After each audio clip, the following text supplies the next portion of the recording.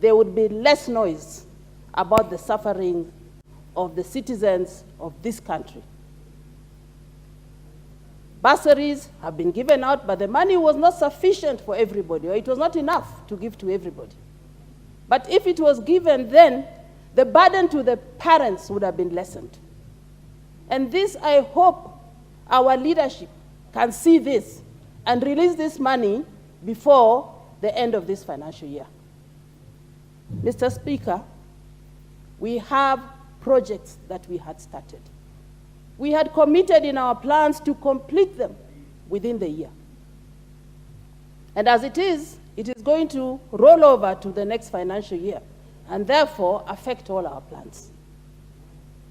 Mr. Speaker, I call upon the government and the leadership of this House to get out, see the minister, impress upon him the need for this money to be released. Mr. Speaker, the report has come out, and we have seen that there is marked improvement on the operations of the CDF.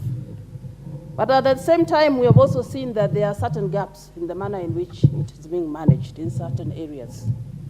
Mr. Speaker, I put this squarely at the footstep of some of the rogue fund managers that have been posted to some constituencies. And I call upon the board, the CDF board, to rein upon these officers and remove them from the field. Discipline them or dismiss them, because I'm sure, I being one, we have reported on this matter to the board of the CDF. Yes, I want to say that in my area, action has been taken, but I believe that in other areas, this still is the problem.